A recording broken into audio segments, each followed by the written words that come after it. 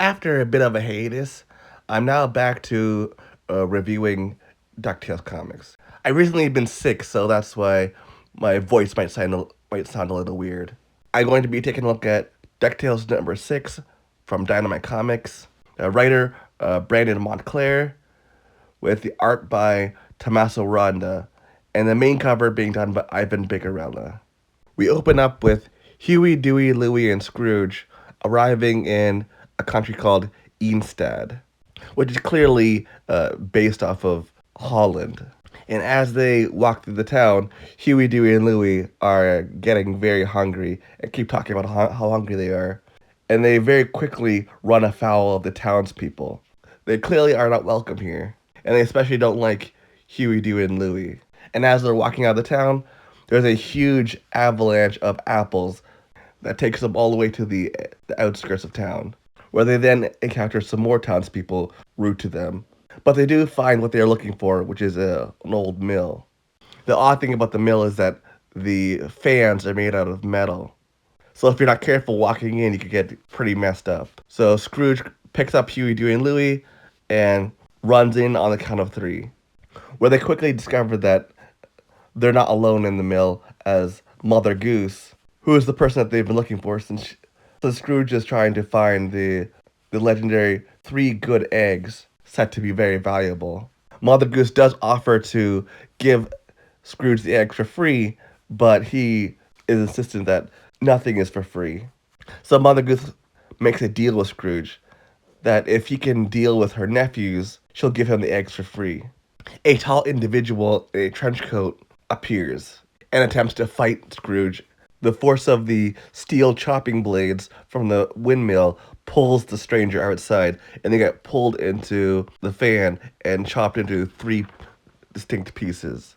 And as everyone's shocked from what they just saw, voices start coming from the three chopped pieces, where it's revealed that it wasn't an individual, but it was actually three boys who look identical to Huey, Dewey, and Louie, called Quick, Quack, and Quack, where Quick is orange, Quack is lime green, and Quack is purple.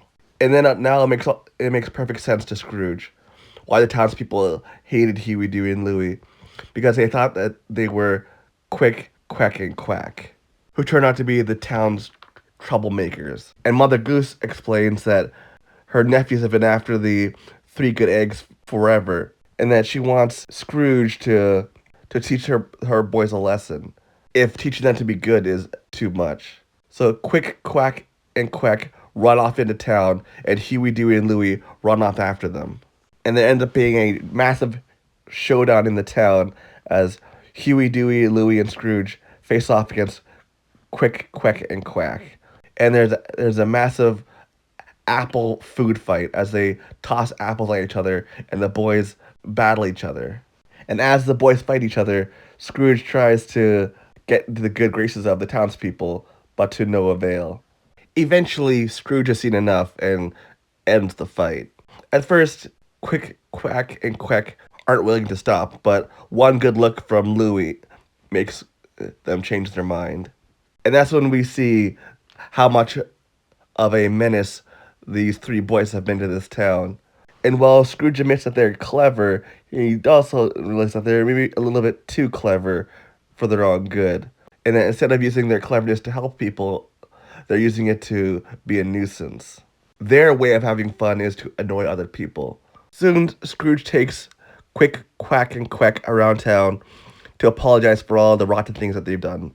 And after he's done that, then he takes them back to the old mill where Mother Goose is waiting, where she reveals that she's been sitting on the three good eggs the whole time, as she promised she gives them to Scrooge. And the comic ends as Uncle Scrooge and Mother Goose's conversation is interrupted by yelling, which is Huey, Dewey, and Louie chasing around Quick, Quack, and Quack as they yell at each other. Scrooge remembering the old adage, boys will be boys. And then we get a little teaser for the next issue, which promises to bring in a bunch of DuckTales characters. And now for my thoughts. I enjoyed this comic quite a bit. Art is great.